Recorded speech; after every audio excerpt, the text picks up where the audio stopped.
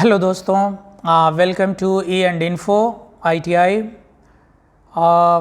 सभी लोगों को most welcome after CITS entrance examination. और ईश्वर से मैं प्रार्थना करता हूं कि आप लोगों को सक्सेस मिले, आपका CITS CTI एडमिशन निश्चित रूप से आपको मिल सके। दोस्तों, आपने कल आपने एंट्रेंस दिया होगा और आपने देखा कि क्वेश्चन पेपर 100 मार्क्स का था। उसमें 70 मार्क्स आपके ट्रेड थ्योरी से था और 30 मार्क्स मैथमेटिक्स और रीजनिंग्स थे। तो इसमें से अभी मुझे पिछली वीडियोस के कुछ कमेंट्स पे मुझे ये मैसेज प्राप्त हुआ कि सर कितने मार्क में हमें एडमिशन मिल सकेगा NSTI में। तो ये तो श्योर है कि आपकी जो फर्स्ट राउंड की मेरिट बनेगी वो नियर अबाउट 70 to 90 के आसपास होगी। और it's depend on trade also. आपके ट्रेड के ऊपर भी डिपेंड करता है कि आप किस ट्रेड से बिलोंग करते हैं।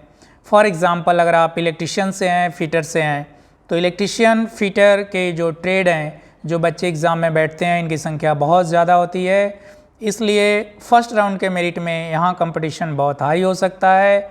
लेकिन नॉन इंजीनियरिंग ट्रेड में जब हम जाते हैं, beauty culture and hair dressing trade में, या आप गारमेंट मेकिंग में, स्विंग टेक्नोलॉजी में, स्टोनों में, इस तरह के नॉन इंजीनियरिंग अगर ट्रेड में आप एंट्री करते हैं तो वहाँ पे कंपटीशन थोड़ा कम होता है। मेरिट का जो कंपटीशन होता है वो थोड़ा कम होता है।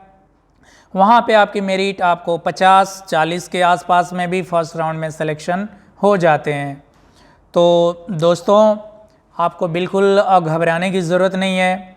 और दूसरा क्वेश्चन ये आ रहा है कि अभी तो हमने एग्ज़ाम दे दिया, अब हमारा रिज़ल्ट अनाउंसमेंट कब होगा। तो रिज़ल्ट अनाउंसमेंट आपका 17 यानी बिफोर 30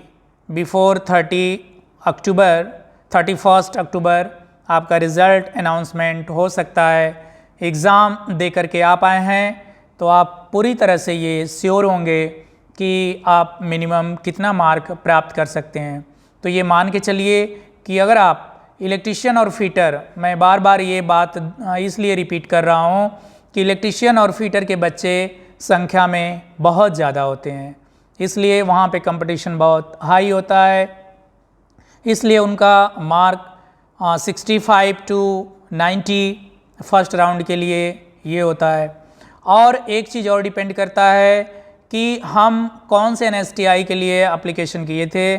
जैसे कुछ बच्चे हैं यूपी का, जो पूर्वांचल एरिया या कानपुर के आसपास का एरिया है, उसमें ज़्यादा बच्चे कानपुर को फर्स्ट चॉइस रखते हैं, फर्स्ट प्रेफरेंस रखते हैं। तो इस तरीके से अगर आप नज़दीकी या इस तरह के सेंटर अगर डालें हैं, जैसे हावड़ा है, कानपुर है, तो बहुत ज़्यादा बच्चे यहाँ पे कंपटीशन बढ़ जाता है, मेरिट कंपटीशन बढ़ जाता है। लेकिन अगर यही आप मुंबई, चेन्नई, हैदराबाद की तरफ बढ़ेंगे, लुधियाना की तरफ बढ़ेंगे, तो वहाँ पे आपका कंपटीशन थोड़ा कम हो सकता है NSTI के लिए, और आपको एडमिशन आराम से मिल सकता है अगर ऐसा आप डाले होंगे तो। अन्यथा की स्थिति में आपको वेट करना होगा सेकेंड राउंड के लिए और थर्ड राउंड के लिए। तो बिफोर दैट आप अपने एग्ज़ाम का जो रिज़ल्ट अनाउंसमेंट है बिफोर 31 अक्टूबर, उससे पहले आप अपनी पूरी तैयारी कर लेंगे एडमिशन के लिए। और लगातार आप जो नीमी ऑनलाइन जो वेबसाइट है NSTI की, जिस पर हमने फॉर्म अप्लीकेशन किए थे, जहाँ से हमने एडमिट कार्ड हमें मिला था, उसको आप कंटिन्यूअस तब तक विज़िट करते रहेंगे जब तक आपको अनाउंसमेंट का इन्फॉर्मेशन न मिल जाए।